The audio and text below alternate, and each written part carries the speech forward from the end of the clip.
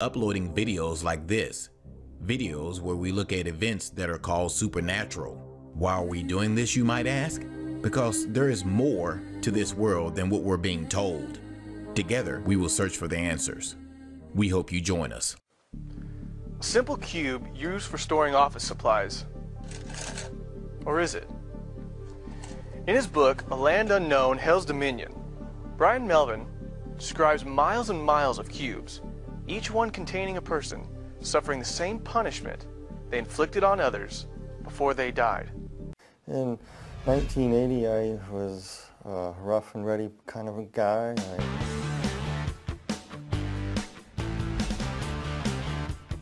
I drank a lot and partied a lot, and I was moved to Tucson, Arizona, and I was working at a construction site, and one of the guys brought some water from Mexico that was contaminated, and I ended up drinking it by accident. Got real sick, contracted cholera, and within about 72 hours I was flat on my back and basically dehydrated. That's when I passed away. I noticed that when I passed on, that of course I wear glasses and I'm very nearsighted. I noticed that, the first thing I noticed is that I wasn't wearing my glasses and I could see clearly across the room. And when I turned my head, I noticed that my body wasn't moving.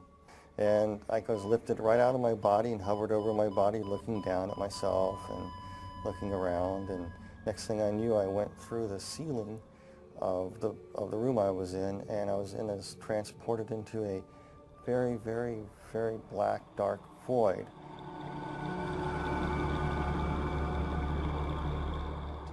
I could hear like somebody speaking to me, like telepathy. And it was explaining to me many, many things that I no longer remember, but most of the idea was explaining to you the whys of life, why there was evil in the world, why this, why, people have questions all the time. These were being answered to you as you were being transported to this light. And time you got to where the light was, you knew what happened, you know what's going on. You know what happened, you know you died, you know you're going to be judged, and everything as you're traveling, it's made so clear to you that what's happening is perfectly just and right. Oh yeah, I was going through the darkness and I was approaching the light there, and I noticed that on this rock, it was a big huge boulder right out in the middle of this darkness, and there was a person sitting on a throne.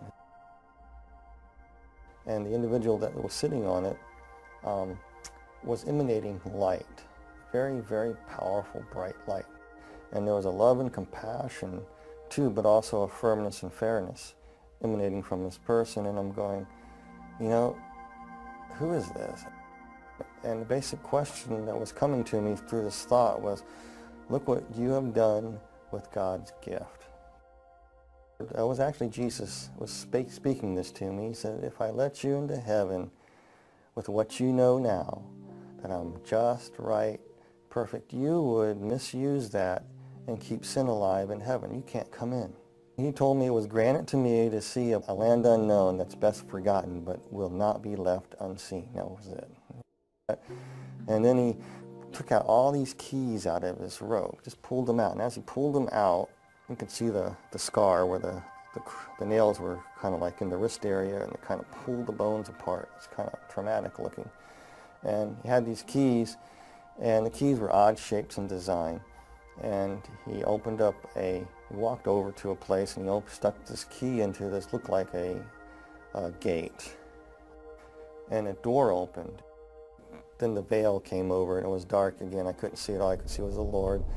And I was being moved toward this door, and I went through that door into a void. I mean, a tornado vortex. It was just going round and round. It was a tunnel, spinning horrendously around, just roaring and roaring and spinning and spinning and spinning.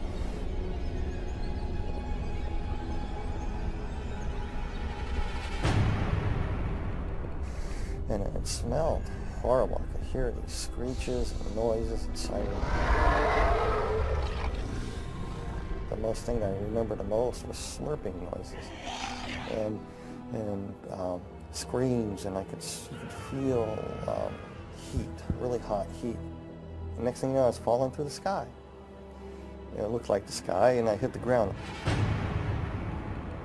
It kind of hurt, and I stood up, and I looked, and I go, where am I? All these people ran out, and some of them looked like people that were dead that I knew, and other people I knew that were not dead.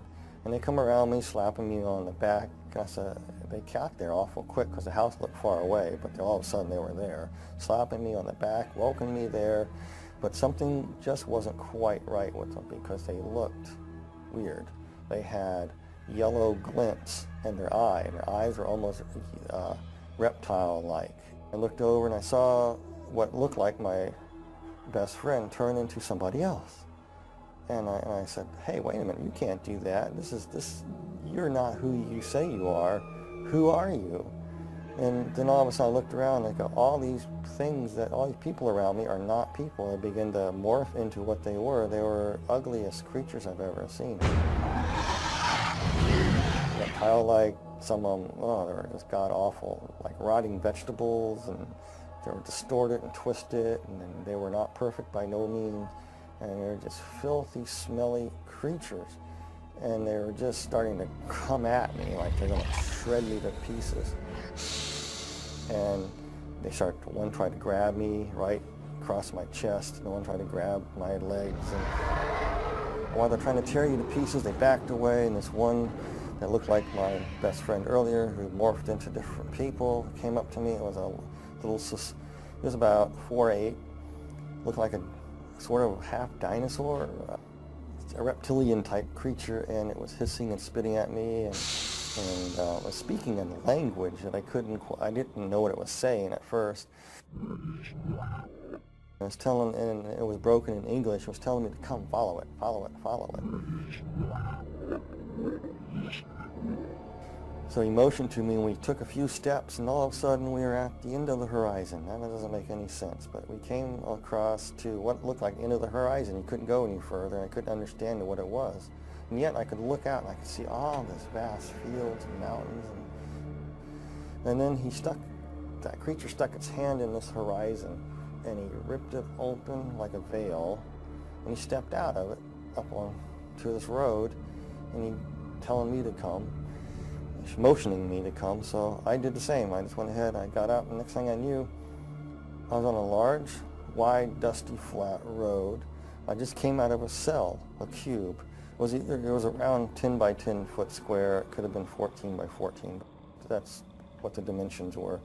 And there was a cell next to it, and there was a cells above it, kind of set back, concave, so they're going up. And there were 6 of them to the roof of this place. And in the walls are embedded peoples in cells. And he pointed to another cube, and in this cube I was looking at, there were people inside these cubes. Some were vacant, some people waiting for people to arrive like I did. There's this person in there, and I was just looking at them, and then it was showing me another person. Each person that was in their cube was like they were reliving parts of their life all over again, but not in a very pleasant way. It's like a living nightmare. And as we were walking along, I realized that hell is just an enormous big place, and there's many other parts to hell that I did not see. I just saw this place called the pit. And so it says, it's been granted to thee, follow me out to the middle of the road. So we walked out in the middle of the road, and all these demons and creatures running around, and I saw all these people in various stages of torment. And some of these demon creatures inside these cubes were going in at will, and they would be attacking people in various ways. But to the people, they look like other people, or times in their lives, or they look like demons. Whatever their worst nightmare was is basically what they were living. We walked along to another cube, we looked inside of another individual that was there, and it reminded me of an old sailing ship. And this guy used to be a captain of the ship, and he was being flogged. Things that he did on this old sailing ship, he did it for pleasure for these people because it was his ship, and he liked to be mean to his crew, and it was being meted back to him. noticed this being, this creature looking at me. It was in a cube at first, and the person who was looking at this creature, it was one of those tall creatures with the faces that went around, but it was of a beautiful purplish color, in a way, kind of a beautiful creature, but hideous at the same time. And with its faces revolving around, very seductive, very, very flattering, very, very persuasive. It would try to plant thoughts in your mind, trying to tell you, why would such a good God allow people to suffer like this? It was trying to get me to curse God. I really don't know who the demon creature was. I know he had great power and authority. He either was the second in command or he could have been Satan himself. This one vortex was spinning, and a lady that had just died in a car wreck came through, and she was deposited right there. And I saw her as she arrived, and inside her cube, she saw it as the illusion of her grandmother's farm, her grandparents' farm that she loved so well as when she was growing up. And her grandmother recently passed away too, so she got in this cube, and immediately she thought she was in heaven because there was her grandmother waiting there welcoming her. The grandmother that was actually a demon that gave the illusion of being the grandmother said, "Dear Pudding, you made it to heaven. I'm so glad you're here." And she really thought that she was in paradise. But there was a darker side to her. She would make her children be what she wanted. Her children wanted something else. She wanted them to be this. And if they didn't do it her way, it was the fist. It was verbal abuse. It was cutting down. So as she sat down, I was watching it, and the tree's limbs just grabbed her. And then she realized she was not in paradise. And as we passed some cubes, there were people inside, and they were trapped in flames. And it was like their skin was still intact, but they were burning. And there was this individual, and he was playing pool. And this guy was a child serial killer, but he lived in the 1940s.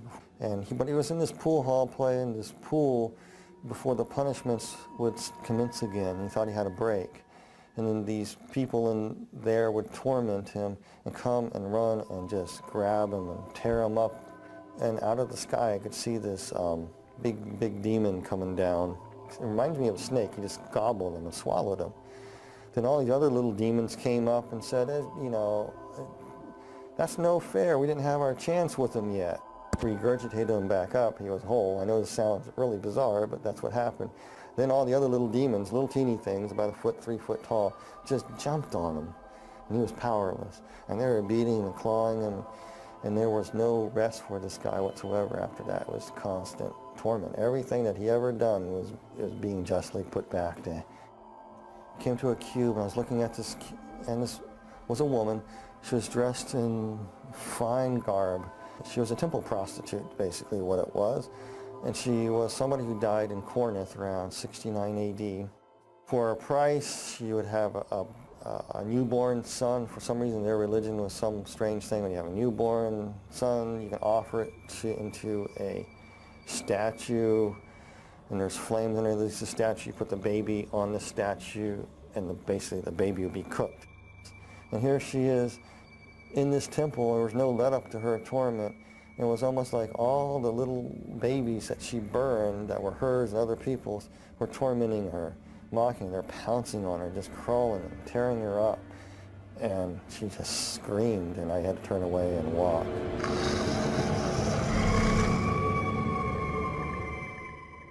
There was an individual that she practiced the black dark craft. She was a witch. I just knew that she was a witch, but she died many hundreds of years ago. But she was trapped in a coffin, scratching, trying to get out. She couldn't get out. She was in that position for years and years and years and years, hundreds of years.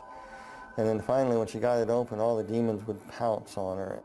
And I walked on to another cube. We looked in this other cube on this row, and there was another lady. And she believed that Mother Earth could save her.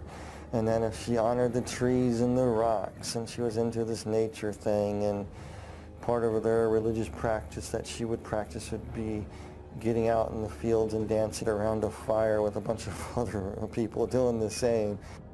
The people that she thought that she was with were actually demons, and they would come up to her and say, "You did this." They pick up a stone. You say, "The stone will save you here," and they smacked her with it. So she was standing there, and the demons reached down there and reached in her mouth, ripped out her tongue and part of her thing, and says, "You talk bad? Oh, the stones are not going to save you. Nobody can save you." Then they ripped off her, just actually took her skin and just peeled it off. It was really slow and agonizing to shreds. It done nothing to the skeletons. Then they took the bones and broke the bones. And she felt everything. Then her body would come back together. The flesh would come back together. And she'd be whole again, and it would start all over again. A different scene would happen. And some of the cruelest people on earth were in these. You know, some people, I don't like to say names of people or anything like that, but I will, you know, this one particular individual is definitely there, and everybody knows who it is. It's Adolf Hitler. Hitler was sitting in a cube. The cube was open, and it was just burning flames. He's just sitting there burning. And his flesh wasn't burning, and he had this hideous look on his face. And he was, as he was burning, the flesh would be rotting, and he was feeling every bit of it. It was almost like every oven of the gas, of the concentration camps, all the tortures that went on there were being meted back to him in one intense flaming bit of stoked up white hot heat that would rot his flesh away at the same time, make him ashes, come back. He was just being tormented like that. He was just, I remember having a weird look on his eyes. It was just angry, vicious anger. When we return, Brian Melvin tells how for a moment he thought he may be trapped in hell for all eternity. We were walking in another segment of hell near the back recesses of the wall, another segment of the deep dark pit. And we're coming to this one pit there was one place, and the cube was open, and inside there, this demon was trying to get me to go inside this cube in what looked like a dentist chair. I'm not afraid of dentists at all, but this thing looked like a dentist chair to me, with all these hideous creatures in there trying to say, "This is where you are going. And they want you in this cube here."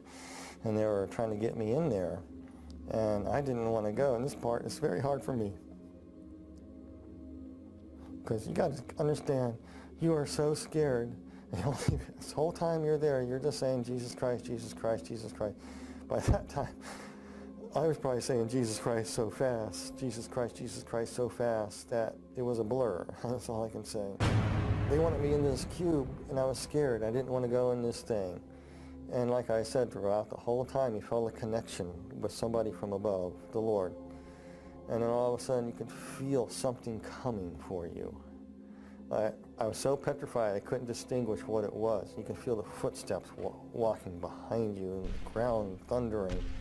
And as it closer, whatever it was walking behind me. And I was too scared to turn away to see who it was, because I didn't want these things to rush me and grab me. And all of a sudden, they started coming toward me. And then the presence got right behind me, and they all scattered. And that purplish, big, tall, demonic creature, the regal creature, kind of backed slightly away and kind of bowed and kind of walked out, just kind of slithered on into the mist, into the darkness of hell. And the Lord was carrying me up.